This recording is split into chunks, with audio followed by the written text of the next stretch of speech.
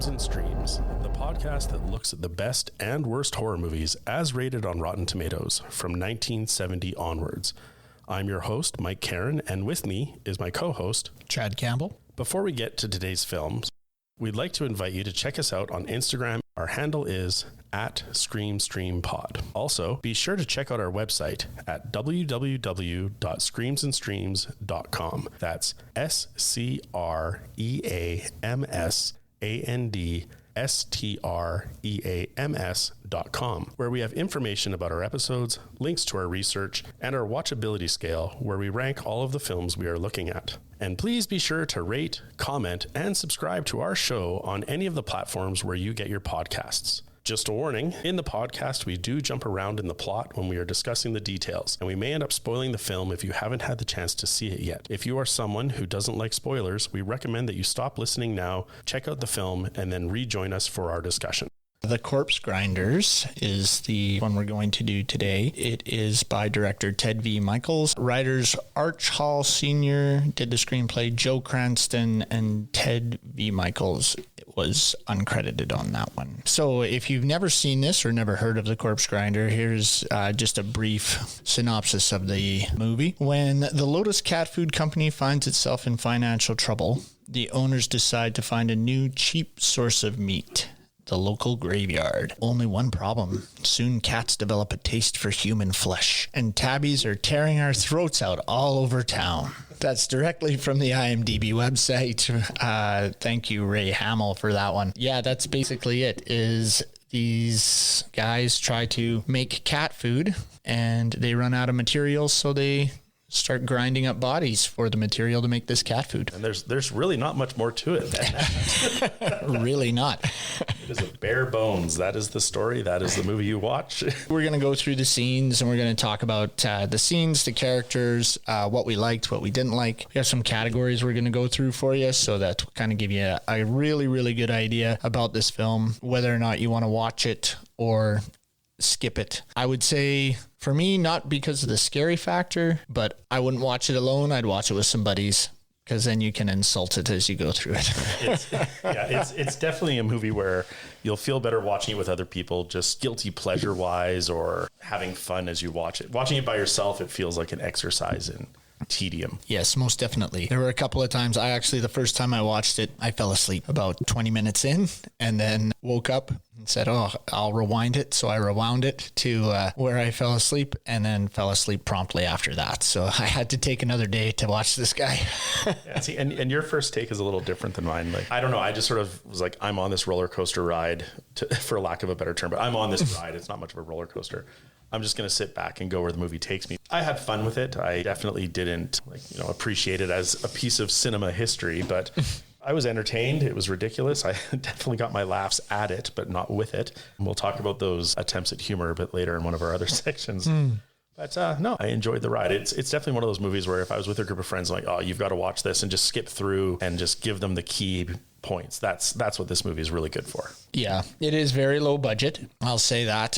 First thing that I noticed when I started watching it, we're going into, I guess this is our first impressions category. First thing I noticed was the audio was super annoying. The water at the beginning, I just could not get over how loud it was. Yeah. And I turned my TV down even, and I was like, nope, that is their audio. It is just loud and abrasive. And it opens up with this kind of waterfall or cascading down, and you hear this water and this weird music and the TV audio, which sounds horrible as well. And they're watching this movie, and this lady's sitting there smoking, and she gets up off the couch, she opens the door, and this cat attacks her. And that's how it starts. And these cats, they're not like big cats, they are just domesticated little kittens, just little domestic cats. Just walking around hungry for flesh, going straight for the jugular. yes, all the time. So right away, I will say to Mike that as soon as that happened, I got a good chuckle out of that. That was pretty funny. What were your first impressions of the movie there, Mike? Like I said, I knew it was going to be ridiculous. After watching the trailer and just seeing, I put it along the lines of, Attack the Killer Tomatoes, The Blob, just one of those like ridiculous monster, but these are cats, but ridiculous monster horror films of the time. And so I was just like, well, what are they going to do with this? What's the fun going to be? And so I just went with it. I mean, it was ridiculous. I did laugh because one, I don't know if I was expecting, I thought it might have been a build up to a cat attack, but not right out the gate. The cats are attacking. I know it's first thing. It's almost like it attacks and then it goes back to show you why they attack kind of thing. But it's when cats attack. Could have been another. Almost the same quality of Reefer Madness on that sort of ridiculous attempt to scare tactic. Oh yeah. Right. Like we're going to frighten the audience and it's mentally disturbing, but really it's just a cat, a horrible special effects cat that just throws around. And it's funny because the cat's just at the door, just doing this simple, gentle little meow to try to get let in. And at first I was thinking, now wait a second, does she own this cat? Like, do these people own this cat? Or is this cat just showed up because it smells the flesh inside the house? Or what is going on? But anyways, it's trying to get it in the door and she just opens the door and it just goes right for her jugular. And then the guy gets off the couch. Whoa, what's happening? and right there, I was locked in for the ride. I was like, this is going to be fun. The cast of characters, I don't know. Some of them are memorable to me. I'm going to be thinking about Caleb. And, Caleb and Cleo. Yeah. We'll get into them soon. It's almost like a bad Carol Burnett sketch or something. Oh my Lord. That's one of the questions. So I often make notes as I watch these movies, and I've got like a whole binder full of these notes. But that was one of my questions. Do they own the cat? Why is it at their house? What's going on? And then cat attack is hilarious. and I think that almost sets the tone. With a modern watching, it's like the cat attack is hilarious. Yep. That's what you're getting for the next hour and 20 minutes. Like, it is a short, quick watch as well, even though you fell asleep after 20 minutes. However, I will say when it starts like that, there aren't as many cat attacks as I thought there should have been throughout the film. Yes. There's a lot of this trying to develop these characters, but to no avail. Like, these characters are very one-dimensional and not interesting. But however, it is interesting as to why some of them are there. Some of these characters, I don't understand why they're even there. However, it is an interesting film, I'll say. Let's get into our next section. So here we're doing our Tropes Hall of Shame, looking at the things that we see over and over again in horror movies. Maybe back in 1970 it was something new, but we're kind of tired and bored of it now. We discuss, did the film do it well? Did the film do it terribly? And I think you'll know where we're going to go with this one. Right off the bat, after that first attack, we've got the trope of, it's a stormy night, it's a foggy cemetery. It really felt like those old 1920s like studio monster films. Right, Mikels was just like, oh, I want to copy that. I want to be that fog machine and, just the bad sheet metal thunder. And even the music at the beginning sounds like it came from one of those old horror movies. Oh yeah. There's no attempt to be like modern spooky. It's just, well, even the casting of this, the character Caleb and his wife or significant other, his partner Cleo, it reminded me of the Dr. Frankenstein Igor relationship, right? Like, Cleo is very much Igor in this scenario, and Caleb, who is a gravedigger for the Lotus Cat Company, is very much Dr. Frankenstein. He's even got a white coat on. He wears it the whole time. Yeah.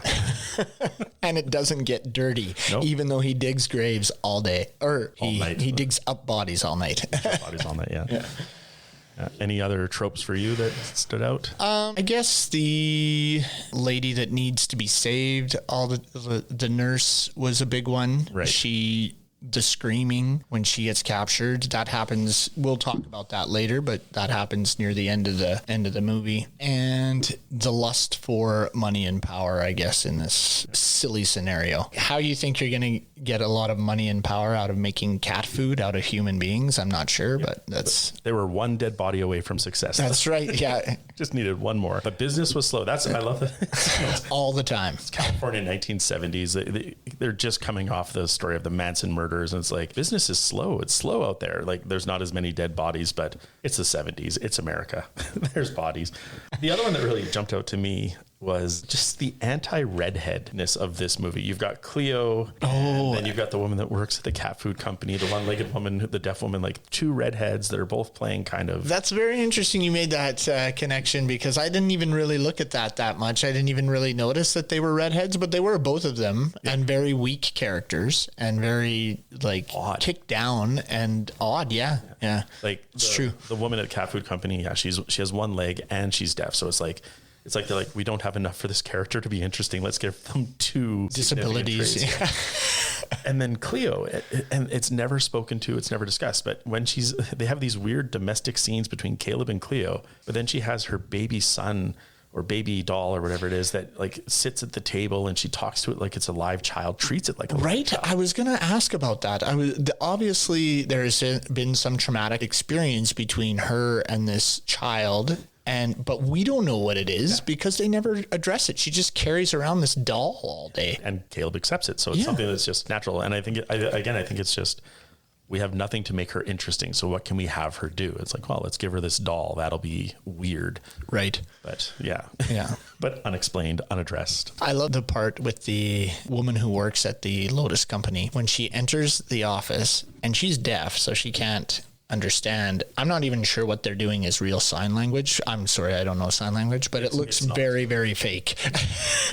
From an untrained eye, it looks silly. Well, she never looks at his hands for one. Right. Yeah. So anyways, she comes in and he says, okay, can you leave? We need to speak in private. And what does it matter? She doesn't. They've established that she needs to learn sign language. So. And I don't know why that character, for instance, is even there. There's some relationship between her and Landau, but we don't know why he sympathizes with her or cares about her, because throughout the rest of the show we see his blatant disregard for other humans, and for some reason that character appeals to him. He just won't let her go. Yeah, and I didn't get that either, because I thought, like, are they trying to give him a redemption story? Like, is Maltby, because Maltby is Landau's partner in this cat food company, but are they going to make Maltby the overall villain and make Landau have some sort of redeeming quality by the end? But they don't. Like, he becomes the ultimate villain, so we don't need a redemption arc for this guy. We don't need any buy-in from the audience. We've already seen him buying dead corpses, so... Eventually... that relationship just gets to a point and just ends, and then we don't see her anymore. No, he sends her home and kills the other old man that works in this factory. The janitor guy, right? Yeah. Willie, send everyone home except Willie. I've always wanted to go in that back room, right, Willie? I guess that's another thing. Like, I don't know if this falls under trope, but this movie almost hits you over the head with guess what's coming. There's the interaction between big time, Landau and Caleb, and it's like, you're going to get what's coming to you. And it's like, oh, what a surprise. He does by the end. And you're just, okay, well, obviously betrayal is in the works. They're very fine, upstanding young businessmen already. The only other one I have that I kind of liked, because it's almost become a joke in so many movies where it's like, something's happening and I don't understand. They quickly Google, and it's the first page of their search results is always gives them all the information they need to solve the crisis that they're in. Right. Buffy the Vampire Slayer, they had a library full of books that explained all the demons in a high school. Nobody questions why all these demon books are in a high school. Right. But there is this scene where the doctor and the nurse are talking about, why are these cats attacking? I don't understand. And he's like, well, you go get changed and we'll go look into it. He looks at his medical books on the side of the room, pulls one, flips directly to a page that explains why tigers became flesh-eating animals. And then, like, that's a note I had. He just grabs one book and he flips right to the page. Oh, here it is. Yeah. Once cats get a taste for human flesh, they become insatiable. It's so ridiculous. That, and then there was another part. The other thing that got me was there's times where they say, oh, we got to run some more tests. And then instantly a guy will come back. Remember those tests you asked for? And he has the results of the tests. And he just gives there is no wait whatsoever. The guy just knocks on the door and comes in and delivers the results of the tests after the sentence was spoke. I never even noticed that, but yeah, there's not even a cut. No, instant test results. Yeah, it's pretty funny. What doesn't hold up is our next category. Oh no, we got to go through our one-liners. Oh, sorry, one-liners. Yeah, okay, sorry, I missed that one. So my one-liner was pretty much right at the beginning where Caleb says, "Man's gotta have meat." He goes to Cleo and says, "Did you bring any more jerky?" And she says, "Oh, I think I have some back at the house." And, "Oh, man, a man's got to have meat." I just lost it. And that's why I love this movie. Or not loved. Let's tone that back a bit. But that's why I like this movie. Because even... tolerated this movie. I was on board for it. Even the confrontation between Landau and Caleb, I wrote down like that, you're going to get yours and no money, no meat. And, things like that. Like, they're not great lines, but it was just the way they were acting and just bought into it just made it fun. The only line I had really was when they go to there's a house where a woman was attacked by a cat, and they're looking around trying to figure out what's going on, and they find the Lotus cat food can, and the doctor unironically says, "There's a human hand in this somewhere." And I gave credit to the screenwriters, like, they must have gone for the double meaning, dramatic irony of that line, but knowing the quality of this film, probably not. No. This would be a great line to put in here. I did have another one, though, that was basically near the end of the film. Caleb is trying to get paid for the corpses he's already dug up, and he's getting frustrated with Landau because he's not paying him. And Landau just says, "Hey, it's okay. The longer you wait, the more you'll get." And he hasn't been paid at all. And he's promising him so much money. And it's just, so I just wait forever and live on promises then of a lot of money. Actually, I did like the line with the doctor and the nurse are talking, and we have to figure out what's going on. We got to get to the Lotus cat food company. And she starts talking about like the food adulteration company and everything like that. And he's like, "Will you forget about cat food for just 1 minute?" And then for no reason, they share a very passionate kiss. They're in the middle of trying to figure out like why these people are being killed, what's going on. They're potentially discussing the idea of like human flesh being ground up into cat food. But let's take a moment just to make out for a minute. So those actually hit two different categories for me. Those little make out scenes, and they're the next ones coming up. Right. So I was going to save that one for those because there are definitely some scenes where you're just like, why? All right, well let's save it for that. So I guess that is our transition to what doesn't hold up. What scenes in the movie, while maybe being considered good at the time, or to the director were good at the time, looking back, just don't have any enjoyability, watchability, or, they come off as comical at this time. So why don't you take us out of the gate here? Oh, well, I would say, first of all, the lighting of the grindhouse. So at the Lotus Company, there's a back room. They go down these stairs, and it's really cheesily lit with red and green. And so I would say the lighting doesn't hold up. I would say the audio doesn't hold up. And I would say the sets don't really hold up either. The sets look like they were made by a high school drama class, and they are just ridiculous looking. Well, there's even scenes where you can see where like the flats are together. Like you can see the tape seams in between them. Yes. Threw that set together and painted over it. The plants in the graveyard, obviously that whole area is fake. It's just set up. The fog machine is cheesy. All that stuff. It just doesn't look good by today's standards. Yeah, I mean, we're looking through with a 2023 lens, right? So you got to cut it some slack, I guess. But for me, all that stuff didn't hold up. In the audio track that I was listening to, where somebody was analyzing and discussing the film sort of at a deeper scale, they did talk about the production designer on this film actually did come from stage production. So he talked specifically about the grind room and said like, "Oh, this is beautiful. This is exactly what how he would have lit it if it was a stage production. It's very live lit with these harsh lights that maybe from a far back audience might look better, but on film it didn't hold up." And there's even a scene where the starlet, or the beauty of the film, where she's trapped, she backs up and a red light hits one side of her face, a yellow light hits the other side of her face, and I was just like, "Oh, that did no favors to that actor." And I was just thinking, like, if that happened today, if that starlet had any power, it would be like, "No, we are rerunning that scene again, and we're lighting me different." Because it was... Oh, most definitely, yeah. Yeah, like that was one of my sort of back-it-ups where I was like, "Oh, wait, like, what did she look like?" Yeah, I also had a note that said it was like watching a university film project. Oh. So not a high school one, but a university one, Yeah, right? So, absolutely. Yeah, for me, what doesn't hold up, I guess the anti-redhead motif. Of this one we've already talked about, and the overall quality. But it's hard to look back at a movie from over 50 years ago and be like, the special effects don't hold up. But at the same time, but in this one, especially when like the next film we're going to talk about for 1971, like some of those special effects hold up. Yeah.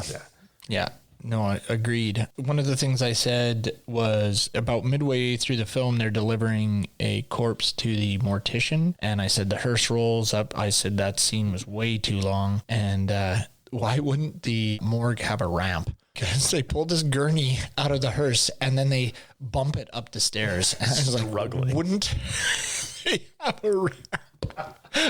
To get the morgue is inaccessible. Yeah. That's item 3 on the to-do list. We'll get there. I didn't know where to put this, but like you caught the name of the mortician, right? Yeah. Yeah. Morty, the mortician. Yeah. That entire scene, I would say doesn't hold up, where they're trying to just crack mortician jokes. And I couldn't tell if it was like, was it meant to be like their humor's so bad it's funny to the audience, but I don't know if this film is self-ironic. So no. I think those were just in to hopefully get the audience to laugh. think there was, because it's listed as a comedy horror, right? I think those were just listed in as jokes to like get the people laughing. I also said that the mortician scene is weird, too long, and doesn't really matter. It doesn't hold up. They never come back. Yeah, there's no reason for it. It's just weird. I think the only thing we learned from that scene is that quick little line of, do you need any more cases of that spiced embalming fluid that you've used to replace? The formaldehyde. So that's where we find out that not only are they grinding up human flesh, but with the help of this mortuary, they're adding spice and flavoring to the bodies so that it's more appealing to cats in the end run. Just ridiculous. So let's get on to most gratuitous scene. These are the scenes that are over the top, maybe unnecessary, go beyond what was needed to get the point across to the film. And I only have one, and it was unsettling for me. So early on in the film, we see the grind room, and they're showing us how the meat gets processed, and they have a woman lying on the belt, and it's a dead body. And Maltby, who's the evil of the two, is just overly sexual. Oh yeah. Uncomfortably attracted to this dead body and just touching in the wrong way. And there's even a part where Landau says, "It's a corpse." Yeah. And it's weird. They don't develop that at all. It just kind of jumps in. All of a sudden, he's this sicko that wants to. And I get it, it's a horror movie, and maybe in the right context, it wouldn't have been as bad. But just in this movie where that had nothing to do with anything that came before, anything that came after, that scene to me, it was a bit much. Yeah. My gratuitous scene, I guess, was all the doctor nurse making out. It just didn't seem to matter. It was put in at silly times. They were discussing the case, and he's like, "Now come here," and he just grabs her and just lays one on her. Just I don't know, I just didn't get it. I've got some stuff from my bonus features that will maybe shed light on that. So that one didn't really seem gratuitous. There was a part where they cut into a cat to see what it has eaten, to find out why it's doing what it's doing. That just seemed ridiculous. There was See, and that's my stood the test of time. Really? Yeah. Oh my gosh. Not because of I like to see cats cut open and looked into, but yeah, let's unless you have any more gratuitous scenes. No, that wraps it up for me. All right, so yeah, let's talk about what stood the test of time. Is there anything in this movie that after 52 years still looks either acceptable or stands up or like could be unique, and it's like that was a great thing, and we see it later in films? The cat guts, for a movie that had bad special effects and kind of cheesiness and not a lot of money, those guts were fairly realistic. It seemed like that's where the budget went. Yeah, they looked pretty gross, but I would say I think as far as stood the test of time on anything, I think the blood and the gore is the only thing for me that looked real-ish. Or looked okay. Yeah, I can see that. Especially when you compare it to the other 1971 film we're going to do, where it's clearly red paint. Yes, the blood in this did look far more realistic. It did look good. Yeah. So that one was easy. There was one for me, anyways. That's all that stood the test of time for me. Everything else just seemed not very good. Okay, so let's get to our back it up moments. These are where we talk about something in the movie that's like, oh, I want to watch that again, or it caught our eyes, and there was something about the setting, the mise en scène, anything that just makes us like, oh, I would watch that again. Or it's something that for this one, it was more like, what scene would I show my friends? My back it up, honestly, was the conversation between Landau and Caleb at the very beginning. Oh, okay. And the confrontation at the end. That was comical. Yeah. But it was a very different caliber of acting in the scenes. But they both were like, yep, this is what I need to do, and I'm going to do it well. And I thought they did both of those scenes quite good. My back it up moment was anytime a cat attacked. I loved the cat attack so much. It was so funny. I made multiple notes. Cat attack again. Fantastic. I just thought it was so good. So basically, yeah, anytime the cat attacked, I liked it. As far as Caleb and Landau go, they're okay. The scene at the end with the guns was hilarious. The second gun. The second gun was awesome. So I'll give you that one. When he pulls the one gun, takes the gun off of Caleb, throws it away, and then slowly pulls out a second gun. It's like, you already had a gun. Yeah, he had a gun in his hand that was loaded and ready to go. And by the way, Caleb's got an old Western, like a single shot. Speaking of the cat attacks, the one in the house, the black cat, when it attacks the man in the beard and like off camera, he throws it against the wall. What percentage of you thought he might have thrown the real cat? Oh, at first I thought he totally did. Yeah. I thought he threw the cat. Yeah. Like, this is the quality of film we're looking at, where it's like they don't have a Foley artist to make the sound, where it's like, just throw the cat, we'll see what happens. Yeah. I fully believed that he threw that cat. Which maybe I shouldn't be laughing at, but I remember watching it and going, oh, yeah, no, what's going on? And then they had the puppet for the dissection scene, obviously, but it was, yeah, 100%. I thought he threw the cat, and then on rewatching, I'm like, no, it clearly, like, he went off screen, and that's the caliber we're looking at. And then, so just to finish off the movie for everybody, there is a mustachioed man throughout this that shows up. He's anytime there's like Caleb or Landau, or there's like an interaction at one of the set pieces, he's always off in the bushes or behind the fence watching. And it's not till the very end we find out that he's a private investigator who's been sent to find what happened to the third partner, and this Babcock guy who in flashback we find out was murdered by Maltby and Landau, and he's the one that saves the day.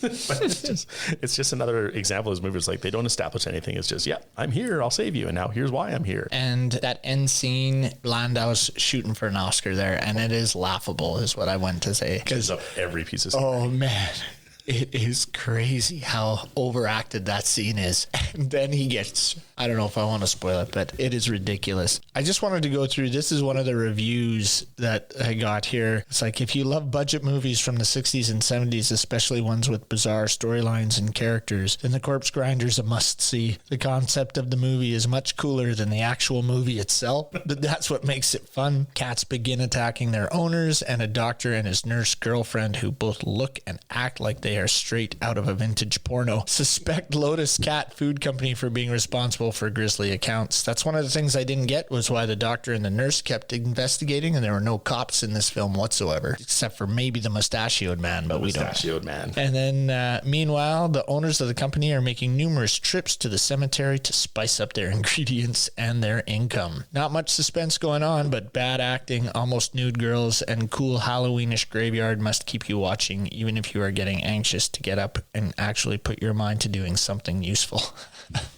The things that bothered me is there were so many scenes also where he would say, we're out of material. We're out of material again. Yep. We're out of material. The graveyard's full. Yep. I don't know why they're running out. Well, because Caleb's not going to dig up until he needs his 2,500 pounds or whatever. Well, actually, we never even talked about Harry. Harry is played by Vincent Barley, and we'll talk about him.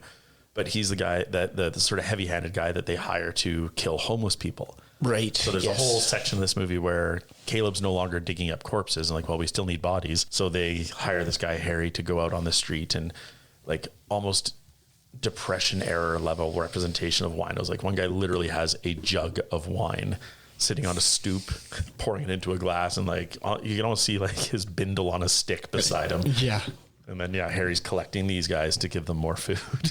It's so ridiculous. So good. And the other thing is the grinding. They do these quick cuts where Landau's talking about, his plan to get Caleb back. You're going to get everything you deserve. And there's a flash to the grinder and then another flash to the grinder as they're having their conversation. And I just thought that was ridiculous. Yeah. It's just really heavy handed.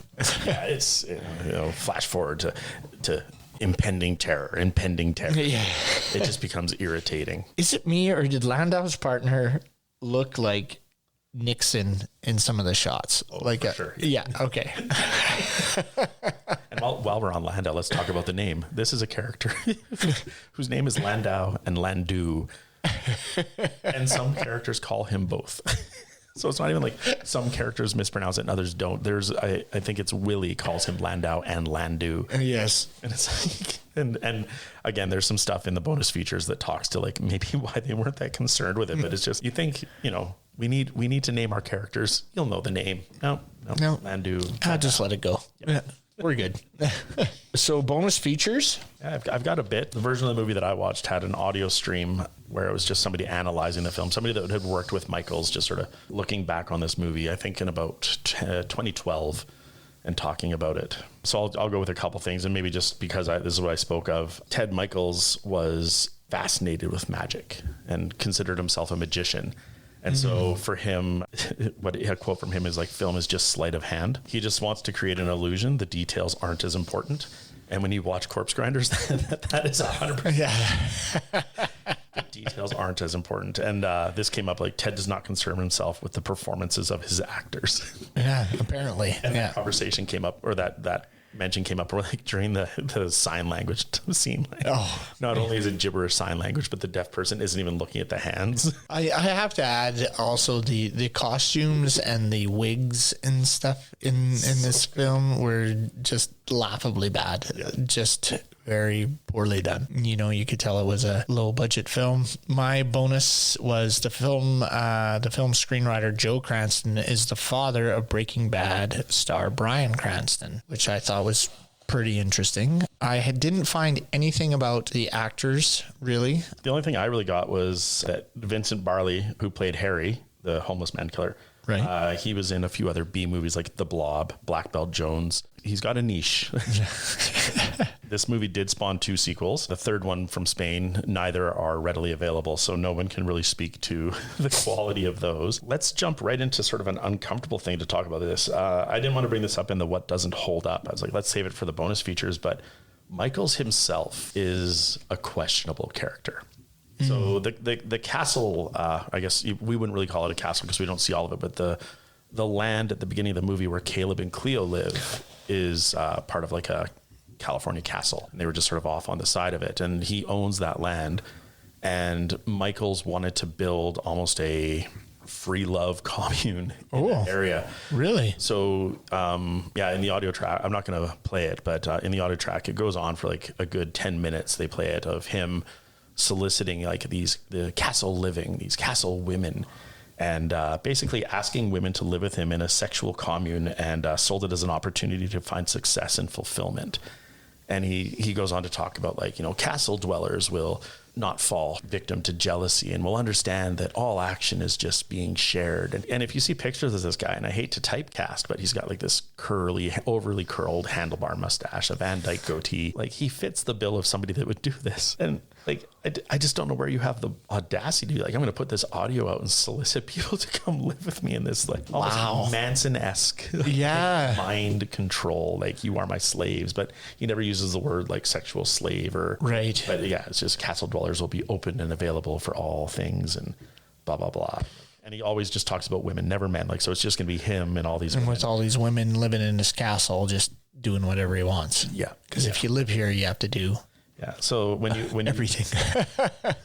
With that in mind, if you look back at the way the women are used in this film, you've got the nurse who at one point has to change, and then for a very long time is just in a bra. Right. Yeah. And just shot directly, very overly lit. So like at the first watching, I'm like, oh, maybe this is just like, you know, the typical 1970s, like we got to give the male audience what they want. Right. But then hearing that about Mikels and then rewatching this movie, it's like, oh no. And then the scene we didn't talk about that doesn't hold up, that of course is every, you know, adolescent male's picture of a female, is when Donna, the secretary from the food adulteration agency, gets home.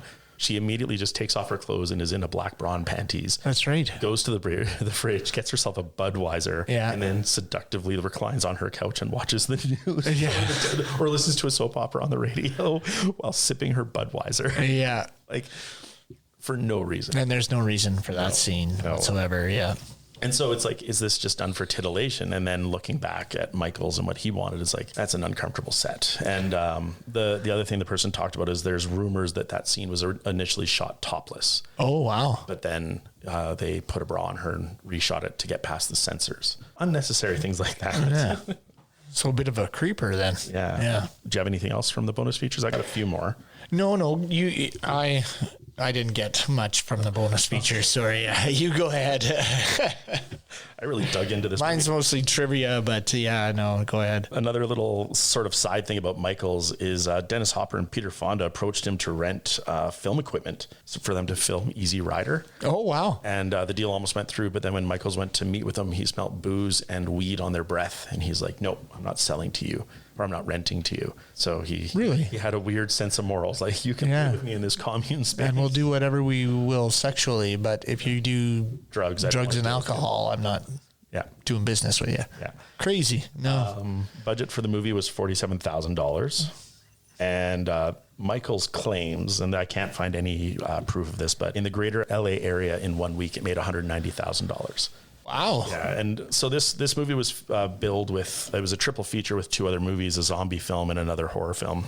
And they had this weird marketing campaign where moviegoers had to sign like a certificate of clearance, basically saying like, we will not hold the filmmakers responsible for the mental anguish we will experience when we go to see this movie. Right. I did read about that.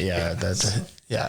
So like kind of like a guerrilla marketing campaign. And like maybe that did attract enough interest. Like, oh, what is this movie? If you're going to get sick, you can't see this movie. Yeah.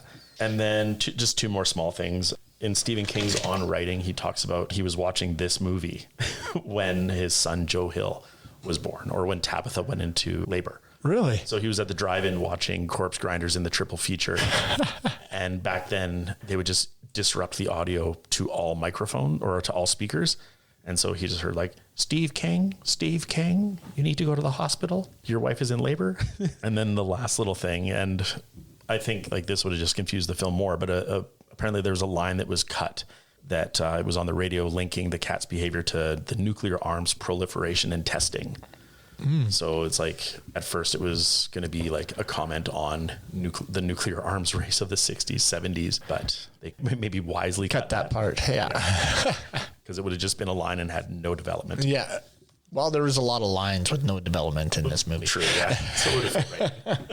Moving on, we've got the watchability scale. For me, I'm going to give it a 2 out of 10. 2 out of 10. Yeah. You know, it's funny. I think probably if I would have watched it with more people and we would have laughed about it and stuff, it would maybe shot it up a little bit. But for me, you know, watching it now, I know there's a lot of things you got to let go when you're watching a low budget horror film from the 70s, but I just couldn't get over some of the stuff, the lighting, the bad audio, the horrible sets, the costumes, the acting, the idea. Actually, I don't even mind the idea that much. Like the premise of the film, I don't think is a horrible premise for a horror film. I just thought it was executed just really poorly. Mine is a 2 out of 10. Probably wouldn't watch it again.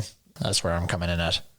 Yeah, I'm not going much higher. Like I said, I enjoyed it. I had fun. It's something that like, I would maybe sit someone down and just show them the highlight scene. So maybe a 3, possibly a good 4, but you're right. It's not something that on a Sunday afternoon, I'm not feeling great. Like I'm going to put something on just to have.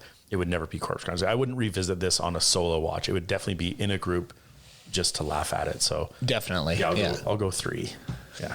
Sounds good. All right. And so with that, we are going to sign off for our Corpse Grinder edition of the podcast. Thank you very much for listening to us. Be sure to check out our social media pages. On Instagram, we are at ScreamStreamPod with no S's. Stop by our website, www.screamsandstreams.com, to check out information about all of our episodes and the films we have covered so far. And please subscribe, rate, and comment on our shows on any of the platforms where you get our podcasts. Until next time, this has been Mike and Chad. Have a great day.